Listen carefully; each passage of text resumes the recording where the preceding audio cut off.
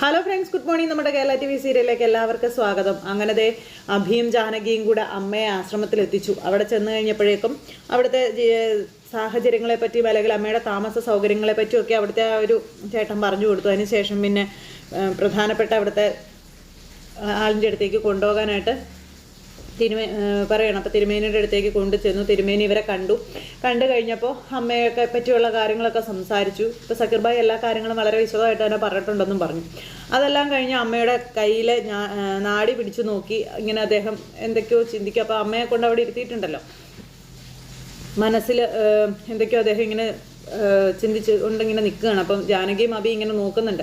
ആ ഒരു നേരത്ത് അമ്മയുടെ ആ ഒരു ഇപ്പോഴത്തെ അവസ്ഥയെ പറ്റിയൊക്കെയാണ് അദ്ദേഹം ഇങ്ങനെ പൾസ് പിടിച്ച് ഇങ്ങനെ നോക്കണത്.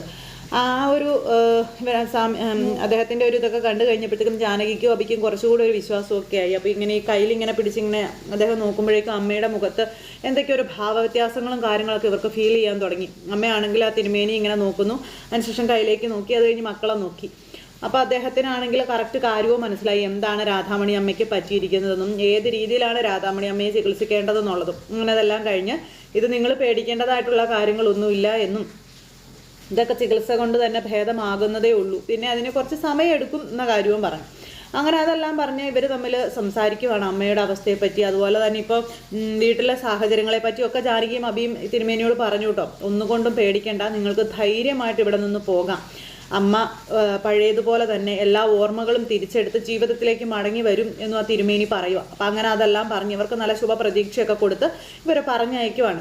അവർ രണ്ടുപേരും വന്നിട്ട് അവിടെ നിന്ന് പോരുകയും ചെയ്തു. പോരുന്ന സമയത്തും ജാനകിയോട് ഈ നകുലൻ്റെ കാര്യങ്ങൾ ഇടയ്ക്കിടയ്ക്കൊക്കെ ഇട്ട് ഇങ്ങനെ സംസാരിച്ചുകൊണ്ടിരിക്കുക നമ്മുടെ അഭി. ആ സമയത്ത് ജാനകി ഒന്ന് തീർത്ത് പറഞ്ഞാൽ മതി, പക്ഷെ ജാനകി പറയുന്നില്ല. ജാനകി അന്നേരം ഇങ്ങനെ ടെൻഷൻ അടിച്ച് ഇങ്ങനെ അവിടെ ഇരിക്കുക കേട്ടോ. അപ്പോൾ ഇവർ നേരെ അളകാപുരിയിലേക്കാണ് പോകുന്നത്. അളകാപുരിയിലേക്ക് ചെന്നു. ഇവരെ കണ്ടപ്പോഴത്തേക്കും പൊന്നുകുട്ടി അമ്മയെ അച്ഛാന്ന് വിളിച്ച് ഓടി വന്നു. അപ്പോൾ പൊന്നുകുട്ടിയെ കണ്ടപ്പോഴേക്കും ഒരുപാട് സന്തോഷമായി ജാനകിക്ക്. അമ്മമ്മ എവിടെ, അമ്മാമ്മ എവിടെയാണ് അമ്മയെന്ന് ചോദിച്ചു കഴിഞ്ഞപ്പോഴത്തേക്കും പൊന്നുകുട്ടിയുടെ എല്ലാ വിവരങ്ങളും പറഞ്ഞിട്ടുള്ളതല്ലേ, പിന്നെ എന്തിനാ പൊന്നുകുട്ടി ഇനിയും ഇതിനെ ഇങ്ങനെ ചോദിക്കുന്നത് എന്ന് ചോദിച്ചുകൊണ്ട് ജാനകി ഇങ്ങനെ കുഞ്ഞിനോട് പറയപ്പോൾ ഇങ്ങനെ ഇരുന്നൊന്നും ചോദിക്കരുതെന്ന് അറിയില്ലേ എന്നൊക്കെ ചോദിച്ചു. അമ്മേ പിന്നെ ഒരു കാര്യം ഉണ്ടായി. എന്താന്ന് ചോദിക്കുമ്പോൾ എന്നോടേ നമ്മുടെ മേരിയമ്മയുടെ ഫോട്ടോ കാണിച്ചിട്ട് ഇതാരാണെന്ന് അപർണ ചെറിയമ്മ ചോദിച്ചെന്ന് പറഞ്ഞു. അപർണയോ? അതെ, ഇത് നിന്റെ രാധാമണി വാരസ്യാരല്ലേ എന്നൊക്കെ ചോദിച്ച കാര്യങ്ങളെല്ലാം പൊന്നുകുട്ടി ജാനകിയോട് പറയുവാണ്. ഞാനൊന്നും പറഞ്ഞില്ല അമ്മേ, ഇത് മേരിയമ്മ അവിടുത്തെ അടുക്കള ജോലി ചെയ്യുന്ന ആളാണെന്ന് മാത്രമേ പറഞ്ഞുള്ളൂ എന്ന് പറഞ്ഞു. അടുക്കള ജോലി ചെയ്യുന്ന ആളാണെന്ന് പൊന്നു ഇതിനാ പറഞ്ഞോന്ന് ചോദിച്ചു. അതമ്മേ മേരിയമ്മയെ കണ്ടപ്പോൾ ഞാനങ്ങ് പറഞ്ഞതാ. അമ്മാമ്മയുടെ കാര്യം ആരോടും പറയരുതെന്നല്ലേ അമ്മ എന്നോട് പറഞ്ഞിട്ടുള്ളൂ, മേരിയമ്മയുടെ കാര്യം പറഞ്ഞിട്ടില്ലല്ലോ, അതുകൊണ്ടാണ് ഞാൻ പറഞ്ഞതെന്ന് കുഞ്ഞു ജാനകിയോട് പറയുന്ന സമയത്ത് അവൾ ഏതെല്ലാം രീതിയിൽ എങ്ങനെയെല്ലാം ചോദിച്ചാലും പൊന്നു ഒന്നും പറയരുത് കേട്ടോ എന്ന് ജാനകി പറയണം. അപ്പോൾ ജാനകിക്ക് മനസ്സിലായി അവൾ കൊച്ചിനെ വരെ വലയിൽ വീഴ്ത്താനായിട്ടുള്ള ശ്രമത്തിൽ നടക്കുകയാണെന്നുള്ളത്. അപ്പം ഇനി അമ്മ എന്നാ പോകുന്നതെന്ന് പൊന്നുകുട്ടി ചോദിക്കുമ്പോൾ അമ്മ ഇനി എങ്ങും പോകില്ല കേട്ടോ, പൊന്നുകുട്ടിയുടെ കൂടെ നമ്മുടെ വീട്ടിൽ തന്നെ ഉണ്ടാവുമെന്നും ജാനകി പറയുക. അങ്ങനെ അത് കേട്ടപ്പോൾ പൊന്നുകുട്ടിക്ക് ഭയങ്കര സന്തോഷം. അത് കഴിഞ്ഞിട്ട് ജാനകിയും അഭിയും കൂടി ഇങ്ങനെ പൊന്നുകുട്ടിയെ കൊഞ്ചിച്ചുകൊണ്ടൊക്കെ അവിടെ ഇരിക്കുന്നു. അപ്പോഴും അഭിയാണെങ്കിൽ ഈ നകുലൻ്റെ കാര്യങ്ങൾ ഇങ്ങനെ ആലോചിച്ചുകൊണ്ടിരിക്കുന്നു. അതുപോലെ തന്നെ ജാനകി തന്നിൽ നിന്ന് എന്തോ വലിയൊരു രഹസ്യം മറച്ചു വെച്ചിട്ടുണ്ടെന്നുള്ള തിരിച്ചറിവിൽ ഇങ്ങനെ നിൽക്കുക കേട്ടോ. ഇതെല്ലാം കഴിഞ്ഞതിന് ശേഷം പിന്നെ അപർണ നേരെ വീട്ടിലേക്ക് ചെല്ലും അമ്മയുടെ അവസ്ഥകളും കാര്യങ്ങളെല്ലാം നോക്കാനൊക്കെ ആയിട്ട്. അവിടെ ചെന്ന് കഴിഞ്ഞപ്പോൾ അച്ഛൻ അവിടെ ഉണ്ടായിരുന്നില്ല. ആ ഒരു നേരത്ത് അമ്മയെ കണ്ടു. അമ്മയ്ക്ക് ഇപ്പം എങ്ങനെയുണ്ട് എന്നൊക്കെ ചോദിച്ചു. കുഴപ്പമൊന്നുമില്ല, ഓക്കെ ആയിട്ട് ഇരിക്കുകയാണെന്നൊക്കെ പറഞ്ഞു. അപ്പോൾ അമ്മയെ നമുക്ക് ഹോസ്പിറ്റലിൽ പോകാം, ഡൽഹിക്ക് തന്നെ പോകാമെന്നും പറഞ്ഞുകൊണ്ട് അപർണ മാക്സിമം അമ്മയെ നിർബന്ധിക്കുന്നുണ്ട്. പക്ഷെ അമ്മ സമ്മതിക്കുന്നില്ല. ഞാനൊരു ഡൽഹിക്കും വരുന്നില്ല എന്നാണ് അമ്മ ഇപ്പോഴും അപർണയോട് പറയുന്നത്. പിന്നെ ഈ കേസും കാര്യങ്ങളെല്ലാം നടക്കാൻ പോകുമ്പോൾ നിന്നെയും നിൻ്റെ അച്ഛനെയും ഇവിടെ ഒറ്റയ്ക്കിട്ടിട്ട് പോകാനുള്ള മനസ്സ് എനിക്ക് അനുവദിക്കുന്നില്ല എന്നിങ്ങനെ പറയുക. അമ്മ ഈ കേസൊക്കെ തള്ളിപ്പോകുന്ന കേസാണ്. ഇതിനെപ്പറ്റി ആലോചിച്ച് അമ്മ വിഷമിക്കേണ്ടതായിട്ടുള്ള ഒരു കാര്യമില്ല. പിന്നെ എന്തിനാ അമ്മ ഇങ്ങനെ സങ്കടപ്പെടുന്നതെന്ന് ചോദിക്കുമ്പോൾ മോളെ ഞാൻ നിന്നോടൊരു കാര്യം പറയാം. ഈ കേസ് അങ്ങനെ ഒരു വെറുതെ കേസാണെന്ന് എനിക്ക് തോന്നുന്നില്ല. ജാനകി എത്രയൊക്കെ ആണെന്ന് പറഞ്ഞാലും ഒരു കാരണവും ഇല്ലാതെ ഒരു കാര്യവും ഇല്ലാതെ ഇങ്ങനെ ഒരു കേസുമായിട്ട് മുന്നോട്ട് ഇറങ്ങില്ല. ജാനകിയോട് ദേഷ്യം ഉണ്ടെന്ന് കരുതി ജാനകി ചെയ്യുന്നതെല്ലാം തെറ്റാണെന്നുള്ള രീതിയിൽ പറയരുത്. ഈ കേസിൽ എന്തൊക്കെയോ നമ്മൾ അറിയാത്തതായിട്ടുള്ള കാര്യങ്ങളുണ്ട് മോളെ എന്നിങ്ങനെ പറയുന്നത് കേട്ട് കഴിഞ്ഞപ്പോൾ ഓഹോ, അപ്പോൾ തെറ്റ് ചെയ്തിരിക്കുന്നത് എൻ്റെ അച്ഛൻ, ഇത് മുഴുവൻ ചെയ്തു കൂട്ടുന്ന ജാനകി എന്താ സൽഗുണ സമ്പന്നയാണെന്നാണ് അമ്മ പറയുന്നത്. അവളെ ഞാൻ വെറുതെ വിടില്ല. എന്നോടുള്ള പക തീർക്കാൻ വേണ്ടി അവൾ എൻ്റെ അച്ഛനെ കരുവാക്കിയിരിക്കുന്നതാ. അത് അമ്മയ്ക്ക് മാത്രം മനസ്സിലാകില്ല. അമ്മയ്ക്ക് എങ്ങനെ പറയാൻ തോന്നുന്നു ജാനകി നല്ലവളാണെന്ന്? മോളെ ഞാൻ പറയുന്നത് നീ മനസ്സിലാക്കാൻ പറയുമ്പോൾ വേണ്ട, എൻ്റെ അച്ഛനെതിരെ സംസാരിക്കുന്നവരുടെ ആരുടെയും സംസാരങ്ങൾ എനിക്ക് കേൾക്കണ്ട, അവരെല്ലാവരും എൻ്റെ ശത്രുക്കളാണെന്നും പറഞ്ഞുകൊണ്ട് അപർണ ഇങ്ങനെ പറയുക. അമ്മ ഇനി എന്തെല്ലാം പറഞ്ഞാലും ശരി, ജാനകിയുടെ നാശം കണ്ടേ ഞാൻ അടങ്ങുകയുള്ളൂ എന്നും പറഞ്ഞ് മകൾ അമ്മയോട് പറയുക കേട്ടോ. ആ പാവ സ്ത്രീ ഒരു ഇന്ന പ്രാവശ്യം പറഞ്ഞു ഇതിനകത്ത് എന്തോ ഉണ്ടെന്ന്. ആ വഴി പോയി ചിന്തിക്കാൻ അപർണ നോക്കുന്നില്ല. അപ്പോഴും ജാനകിയുടെ പടം കാണാൻ വേണ്ടിയിട്ടുള്ള പരിപാടിയിലാണ് അപർണ തമ്പുരാട്ടി. അങ്ങനെ അതെല്ലാം കഴിഞ്ഞ് പിന്നെ അബി നമ്മുടെ സക്കീർബായിയെ വിളിക്കുന്നു. സക്കീർബായിയെ വിളിച്ചിട്ട് വീട്ടിൽ വന്ന വിവരം പറഞ്ഞു. അതിനുശേഷം ഇവർ തമ്മിൽ പരസ്പരം കാണുവാണ്. കണ്ടു കഴിഞ്ഞപ്പോൾ അബി സക്കീർബായിയോട് ജാനകിക്ക് പെട്ടെന്നുണ്ടായ മാറ്റത്തിനെ പറ്റിയും അതുപോലെ തന്നെ ആ നകുലൻ എന്ന് പറയുന്ന വ്യക്തിയെ പറ്റിയൊക്കെയുള്ള കാര്യങ്ങൾ ഇങ്ങനെ പറഞ്ഞു. അപ്പോൾ അത് കേട്ട് കഴിഞ്ഞപ്പോൾ സക്കീർബായിക്ക് മനസ്സിലായി എന്തോ ഒരു ദുരൂഹത എവിടെയോ ഒളിഞ്ഞു കിടപ്പുണ്ടെന്നുള്ളത്. അപ്പോൾ ജാനകി അത് തുറന്നു പറയാത്തത് കൊണ്ട് എന്താണെന്ന് കൃത്യമായിട്ട് ക്യാച്ച് ചെയ്യാനായിട്ട് അവർക്ക് പറ്റുന്നില്ലാത്ത കാര്യവും ഇവർ പരസ്പരം പറയുന്നുണ്ട്. അങ്ങനെ അതൊക്കെ അവിടെ സംഭവിച്ചുകൊണ്ടിരിക്കുന്ന ഈ ഒരു സമയത്ത് നമ്മുടെ അജയ് വന്ന് സക്കീർബായിയെ കൊല്ലുമെന്ന് ഭീഷണിപ്പെടുത്തിയിരുന്നല്ലോ, ആ ഒരു വിവരങ്ങളും അവിടെ നിന്ന് നമ്മുടെ സക്കീർബായി ഇങ്ങനെ അഭിയോട് പറയുക. അപ്പോൾ അതിൻ്റെ പിന്നിൽ ഒരിക്കലും അജയ് ആവില്ല, തീർച്ചയായിട്ടും അതിൻ്റെ പിന്നിൽ പ്രവർത്തിച്ചുകൊണ്ടിരിക്കുന്നത് അപർണയും തമ്പിയായിരിക്കും, അവർ കൊടുത്തിരിക്കുന്ന ഉറപ്പായിരിക്കും ഇത് എന്നൊക്കെയുള്ള കാര്യങ്ങൾ പറയുവാണ് അബിയും. ആ സമയത്ത് ജാനകിയാണ് തൻ്റെ മകളെന്ന് അറിഞ്ഞിട്ട് പോലും അയാൾ പിന്നോട്ട് മാറാൻ തയ്യാറാകുന്നില്ലാത്ത പക്ഷം അയാൾ രണ്ടും കൽപ്പിച്ച് തന്നെയാണ്, യാതൊരു മനസാക്ഷിയും അർഹിക്കാത്തൊരു വ്യക്തിയാണ് ഈ തമ്പി എന്ന് തന്നെ ഇവർ രണ്ടുപേരും കൂടെ പറയുന്നു. കിട്ടാവുന്നതിൽ ഏറ്റവും വലിയ ശിക്ഷ തമ്പിക്ക് മേടിച്ച് കൊടുക്കണമെന്നുള്ള കാര്യമൊക്കെ പറഞ്ഞ് ഇവർ തമ്മിലിങ്ങനെ പറഞ്ഞുകൊണ്ട് നിൽക്കുക കേട്ടോ. അതെല്ലാം കഴിഞ്ഞ് ഇനിയുള്ള കാര്യങ്ങളെ പറ്റിയൊക്കെ ഒരു പ്ലാനിങ്ങും കാര്യങ്ങളൊക്കെ തയ്യാറാക്കിയിട്ട് ഇവർ രണ്ടുപേരും കൂടി അങ്ങ് പിരിയുകയും ചെയ്തു.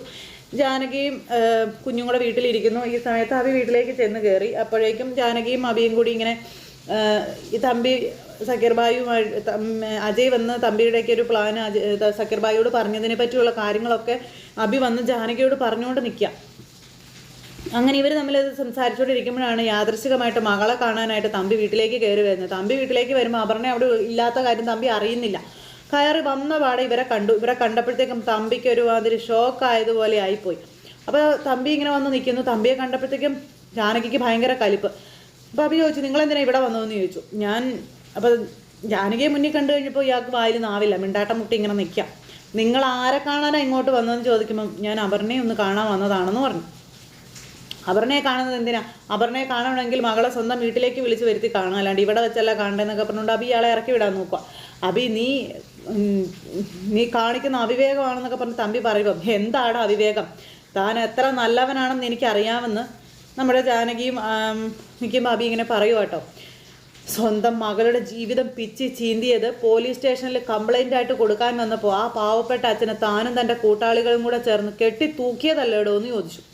മാധവ ഭാര്യരു മരിച്ചതിൻ്റെ പിന്നിലും തൻ്റെ കൈകളാണെന്ന് എനിക്ക് നന്നായിട്ട് അറിയാം, താൻ അങ്ങനെ ചെയ്യുള്ളൂ എന്നൊക്കെ പറഞ്ഞുകൊണ്ട് നന്നായിട്ട് ഇത് സംസാരിക്കും. ഇപ്പോൾ ജാനകിയുടെ മുഖത്ത് നോക്കി ഒന്നും സംസാരിക്കാൻ കഴിയാത്തത് കൊണ്ട് തമ്പി ഇങ്ങനെ ഭയങ്കര ഒരു ദയനീയ ഭാവത്തിൽ ഇങ്ങനെ നിലത്തോട്ട് നോക്കി ഇങ്ങനെ നിൽക്കുക കേട്ടോ.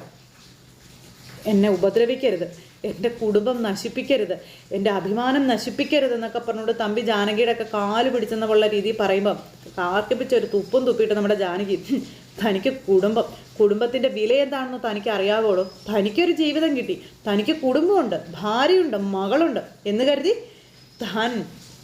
താൻ നന്നായി ജീവിക്കണമെന്നാണോ? പാവപ്പെട്ട ഒരു പെണ്ണിൻ്റെ ജീവിതം പെരുവഴിയിലേക്ക് വലിച്ചെറിഞ്ഞപ്പോൾ താൻ ഇതൊന്നും ചിന്തിച്ചില്ലേ എന്ന് ചോദിച്ചു. എൻ്റെ അമ്മ ഇത്രയും വർഷം ജീവിച്ച് തീർത്തത് എങ്ങനെയാണെന്ന് നിനക്കറിയാവോ എന്നൊക്കെ ജാനകി ഇങ്ങനെ തമ്പിയോട് ചോദിക്കുക. തമ്പി ഒന്നും മിണ്ടുന്നില്ല. നിലത്തേക്ക് നോക്കി ഇങ്ങനെ മകളുടെ മുഖത്ത് പോലും നോക്കാൻ കഴിയാത്ത വിധം അധപ്പതിച്ച രീതിയിൽ ഇങ്ങനെ നിൽക്കുക കേട്ടോ അവിടെ.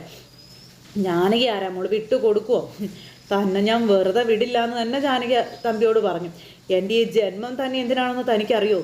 തൻ്റെ നാശം കാണാനാ, തൻ്റെ ജീവിതം തകർത്ത് തരിപ്പണമാക്കാനാ, തന്നെ ഈ സമൂഹത്തിന് മുന്നിൽ, തൻ്റെ ഭാര്യയ്ക്ക് മുന്നിൽ, തൻ്റെ മകളുടെ മുന്നിൽ വട്ടപൂജ്യമാക്കി ഈ ജാനകി നിർത്തും, അതിനൊരു സംശയവും ഇല്ല എന്നും പറഞ്ഞ് ജാനകി തമ്പിയെ വെല്ലുവിളിക്കുകയാണ്. താൻ ഇനി അധിക കാലം നല്ലവനായിട്ട് ഭാര്യയുടെയും മകളുടെയും മുന്നിൽ ജീവിക്കില്ല, മകളുടെ ഹീറോയായിട്ട് താൻ ഇനി ഉണ്ടാവില്ല, തന്നെ ഞാൻ സീറോയാക്കുമെന്ന് പറഞ്ഞ് ജാനകി വെല്ലുവിളിച്ചിട്ട് അവിടെ നിന്ന് കയറി പോവുക. ജാനകി അങ്ങ് കയറിപ്പോയപ്പോൾ കേട്ടല്ലോ തൻ്റെ മകൾ പറഞ്ഞത്. ജാനകിക്ക് ഒരിക്കലും താൻ അച്ഛനാണെന്ന് പറയാൻ ഇഷ്ടമല്ല, അത് അവൾക്ക് അറപ്പും വെറുപ്പും ഉണ്ടാക്കുന്ന കാര്യമാണ്. അവളുടെ അമ്മയെ സ്നേഹിക്കുന്ന അവൾ തൻ്റെ നാശം കണ്ടേ അടങ്ങുള്ളൂ എന്ന് നമ്മുടെ അബിയും തമ്പിയോട് പറഞ്ഞു. താൻ കരുതി ഇരുന്നോളാനും പറഞ്ഞു. തനിക്ക് ചെയ്യാൻ പറ്റുന്നതൊക്കെ താൻ ചെയ്യടോ, അതിൻ്റെ അവസാനം എന്താകുമെന്ന് കാത്തിരുന്ന് കാണാമെന്ന് തമ്പിയോട് അഭി പറഞ്ഞു കേട്ടോ. ഇറങ്ങി പോടോ എന്നും പറഞ്ഞ് തമ്പി എന്നിട്ടാണ് ഇറക്കിയും വിട്ടു. ഇനിയിപ്പോൾ ഇവർ കരണത്തടിച്ചാലും തമ്പി അത് അപർണയോട് പറയാൻ പോണില്ല. കാരണം തമ്പിക്കത് പറയാൻ പറ്റത്തില്ല. പറഞ്ഞു കഴിഞ്ഞിട്ടുണ്ടെങ്കിൽ കളി കാര്യമാകുമോ എന്നുള്ള കാര്യം തമ്പിക്കറിയാം. അങ്ങനെ അതെല്ലാം കഴിഞ്ഞ് പിന്നെയെന്ന് പറഞ്ഞിട്ടുണ്ടെങ്കിൽ നമ്മുടെ അഭി ഇങ്ങനെ നിൽക്കുമ്പോഴാണ് ഈ നകുലൻ പറഞ്ഞിട്ട് ഇന്ദ്രജ നേരെ അഭിയെ വിളിക്കുന്നത്. അപ്പോൾ ഇവരുടെ ബിസിനസ്സിലൊരു പാർട്ട്ണർഷിപ്പും കാര്യങ്ങളും ഒക്കെ പാർട്ട്ണർഷിപ്പായിട്ട് തുടങ്ങാമെന്നും അതിൻ്റെ MD-യോ CEO ഒക്കെ അഭി ആക്കാമെന്നൊക്കെ അവനൊരു ഓഫർ വെച്ചേക്കാണല്ലോ. നമ്മുടെ അഭിയാണെന്നുണ്ടെങ്കിൽ അതിലേക്ക് ഇറങ്ങി ചെല്ലാൻ തീരുമാനിച്ചിരിക്കുന്നു. കാരണം ജാനകി നകുലനെ കണ്ട് പേടിച്ചതോടുകൂടി ഇതിൻ്റെ പിറകിലുള്ളത് എന്താണെന്ന് കണ്ടുപിടിക്കാൻ തന്നെയാണ് നമ്മുടെ അഭി തീരുമാനിച്ചിരിക്കുന്നത്. അപ്പോൾ ഈ പുള്ളിക്കാരി വിളിച്ചു കഴിഞ്ഞപ്പോൾ കാണാമെന്ന് സമ്മതിച്ചു. അതിനുശേഷം പിന്നെ അഭി ഇതെല്ലാം ചെന്ന് ജാനകിയോട് പറയുന്നുണ്ട്. ജാനകിയോട് അത് പറയുന്ന സമയത്ത് ജാനകിക്കാണെന്നുണ്ടെങ്കിലോ ടെൻഷൻ ഇരട്ടിയായി. അപ്പോൾ ഈ ഇന്ദ്രജ പറയുന്നത് അഭിയുടെ വീട്ടിലേക്ക് താൻ വരാം എന്നുള്ളതാണ്. അപ്പോൾ ജാനകിയെയും കാണാം. അപ്പോൾ ഒരു വെടിക്ക് രണ്ട് പക്ഷി. പുള്ളിക്കാരി ഉദ്ദേശിച്ച കാര്യവും നടക്കും, ജാനകിയെ കാണുവാനും പറ്റും. അപ്പോൾ അങ്ങനെ ആ ഒരു ഇതിൽ പുള്ളിക്കാരി അങ്ങോട്ടേക്ക് വരാമെന്ന് പറഞ്ഞു. ഈ കാര്യമാണ് അഭി ചെന്ന് ജാനകിയോട് പറയുന്നത്. ഇവിടേക്ക് ആരും വരണ്ട, ഇവിടേക്ക് ആരും വരുന്നൊന്നും എനിക്കിഷ്ടമല്ല. മാത്രമല്ല ഇനിയിപ്പോൾ അഭിയേട്ടൻ മറ്റൊരു ജോലിയിലേക്ക് കയറുകയാണെങ്കിൽ അമലിന് അത് സഹിക്കാൻ പറ്റില്ലെന്ന് ഞാൻ പറഞ്ഞില്ലേ. ഇതൊക്കെ പറഞ്ഞുകൊണ്ട് ജാനകി ഇങ്ങനെ ഈ ഒരു രീതിയിൽ അഭിയോട് സംസാരിച്ചുകൊണ്ടിരിക്കുക. എന്നാൽ ഇതുള്ള കാര്യം പറഞ്ഞാൽ അവിടെ കൊണ്ട് തീരുന്ന പ്രശ്നം. അഭി അതിനുള്ള സൊല്യൂഷൻ കണ്ടു. നകുലൻ എന്ന് പറയുന്ന ഉള്ളത് കൊടുക്കുകയും ചെയ്തു, അവനെ പറഞ്ഞു വിടുകയും ചെയ്തേനെ. പക്ഷേ ജാനകി ഇതൊന്നും പറയുന്നില്ല. ജാനകി എല്ലാം ഉള്ളിൽ ഒതുക്കി വേണ്ട എന്ന് പറഞ്ഞുകൊണ്ട് ഇങ്ങനെ ഇരിക്കാം. അപ്പോൾ അങ്ങനെ അഭിക്കാണെങ്കിൽ അപ്പോൾ ഒരു വാശി, ഇതെന്താണെന്ന് അറിഞ്ഞേ പറ്റുള്ളൂ, ഇതിൻ്റെ പിന്നിൽ എന്താണ്, അല്ലെങ്കിൽ അവരെന്തിനാണ് തന്നെ ഉന്നം വെക്കുന്നത് എന്നുള്ളത് അറിഞ്ഞേ പറ്റുള്ളൂ എന്ന് അഭി അങ്ങ് തീരുമാനിക്കുകയും ചെയ്തു. അതിനുശേഷം അഭി ആണെങ്കിൽ ആ പുള്ളിക്കാരിയെ വിളിച്ചിട്ട് കാണാമെന്ന് സംബന്ധിച്ച് പുള്ളിക്കാരി ഇങ്ങനെ വരും. അപ്പോൾ പുള്ളിക്കാരി നേരെ അളകാപുരിയിലേക്കാണ് വരുന്നത്. വന്ന് കോളിംഗ് ബെൽ അടിച്ചപ്പോഴത്തേക്കും ജാനകി വന്ന് വാതിൽ തുറന്നു. ജാനകി ഇവരെ കണ്ടപ്പോഴത്തേക്കും ഞെട്ടിപ്പോയി. ഹലോ ജാനകി എന്നും പറഞ്ഞുകൊണ്ട് ഇന്ദ്രജ നിൽക്കുക. നിങ്ങളെന്തിനാ ഇങ്ങോട്ട് വന്നതെന്ന് ജാനകി അന്നേരം ചോദിച്ചു. അതെന്തൊരു ചോദ്യമാണ് ജാനകി ചോദിക്കുന്നത്? വീട്ടിൽ വരുന്ന അതിഥികളോട് ഇങ്ങനെയാണോ ജാനകി പെരുമാറുന്നതെന്നൊക്കെ ചോദിച്ചിങ്ങനെ ഈ പുള്ളിക്കാരി ചോദിക്കുമ്പോൾ അത് വീട്ടിൽ വരുന്ന അതിഥികളോടല്ലേ, നിങ്ങളോട് അങ്ങനെ സംസാരിക്കേണ്ട കാര്യം എനിക്കില്ല എന്ന് ജാനകി ഇവരോട് പറഞ്ഞു. നിങ്ങൾ പോകാൻ നോക്കുക, ഇനിയും നിങ്ങൾ എൻ്റെ ജീവിതത്തിൽ അനാവശ്യ കാര്യങ്ങൾ ഉണ്ടാക്കാൻ വേണ്ടി വന്നിരിക്കുന്നതാണോ എന്നും ചോദിച്ചുകൊണ്ട് ജാനകി ഇങ്ങനെ ചോദിക്കുക. എനിക്ക് നിങ്ങളെ കാണുന്നത് പോലും എനിക്ക് ഇഷ്ടമല്ല, ദൈവത്തെ വിചാരിച്ച് ഇവിടെ നിന്ന് പോ എന്നും പറഞ്ഞ് ജാനകി പറയുമ്പോൾ അയ്യോ ഞാൻ അങ്ങനെ പോകാൻ വന്നതല്ല, ഞാൻ ജാനകിയുടെ ഭർത്താവിനെ കാണാൻ വേണ്ടി വന്നതാണെന്ന് പറഞ്ഞു. അഭിയേട്ടനെ എന്തിനാണ് നിങ്ങൾ കാണുന്നതെന്ന് ചോദിക്കുമ്പോൾ അത് അബ്രാമിനെ അറിയാമെന്നും പറഞ്ഞു. അങ്ങനെ ഇടിച്ചു കയറി പുള്ളിക്കാരി അകത്തേക്ക് ചെല്ലുമ്പോൾ അഭി ഇങ്ങനെ ഇറങ്ങി വരിക. അഭി ഇറങ്ങി വന്നു കഴിഞ്ഞപ്പം നിങ്ങൾ തമ്മിൽ നേരത്തെ പരിചയം ഉണ്ടോ എന്ന് ചോദിച്ചു. അപ്പോൾ ജാനകി ഇങ്ങനെ വല്ലാണ്ടായിട്ട് നിൽക്കുക കേട്ടോ അഭിയുടെ മുന്നിൽ. പരിചയം ഇങ്ങനെയൊക്കെയല്ലേ പരിചയപ്പെടുന്നത് എന്ന് ഈ ഇന്ദ്രജ നേരത്തേനും ഒന്നും അല്ലാത്ത അവിടെ ഇവിടെയും തൊടാത്തൊരു മറുപടി. അപ്പോഴും ജാനകിയുടെ മുഖത്താണ് നമ്മുടെ അഭി നോക്കുന്നത്. അഭി വരൂ വേണം ഇരിക്കു വേണോ എന്നൊക്കെ പറഞ്ഞ് ഭയങ്കര കാര്യത്തോടു കൂടി സംസാരിക്കാം. അപ്പം ഞാൻ വന്നതിൻ്റെ കാര്യമൊക്കെ അബ്രാമിന് മനസ്സിലായി കാണുമല്ലോ അല്ലേ എന്ന് ചോദിച്ചപ്പോൾ മനസ്സിലായെന്ന് പറഞ്ഞു. അപ്പോൾ ബിസിനസ്സിൻ്റെയും സ്റ്റാർട്ടപ്പിൻ്റെ കാര്യങ്ങളും ഒക്കെ ഇങ്ങനെ സംസാരിച്ചു. അപ്പോൾ അടുത്ത തന്നെ ഉടനെ ഒരു ഡേറ്റിൽ നമുക്ക് മീറ്റ് ചെയ്യാമെന്നുള്ള കാര്യങ്ങളൊക്കെ ഇങ്ങനെ ഇവർ പറയാം. അതിനുശേഷം അഭി അവരുടെ ആ ഒരു ഇതിലേക്ക് ആളായി എന്നുള്ള രീതിയിൽ കൈ കൊടുത്ത് ഇവർ തമ്മിൽ ഈ ബിസിനസ് കാര്യങ്ങളെല്ലാം സംസാരിച്ച് പിരിയാണ്. അപ്പോൾ ഈ ജാനകിക്കാണ് ടെൻഷൻ കാരണം ഒരു രക്ഷയില്ല. ഇവർ തമ്മിൽ സംസാരിക്കുന്നതും കൈ കൊടുക്കുന്നതൊക്കെ ജാനകി ഉള്ളിൽ പഞ്ഞി വെച്ചാൽ കത്തും എന്നുള്ളൊരു രീതിയിൽ ഇത് കണ്ടുകൊണ്ട് നിൽക്കുന്നത്.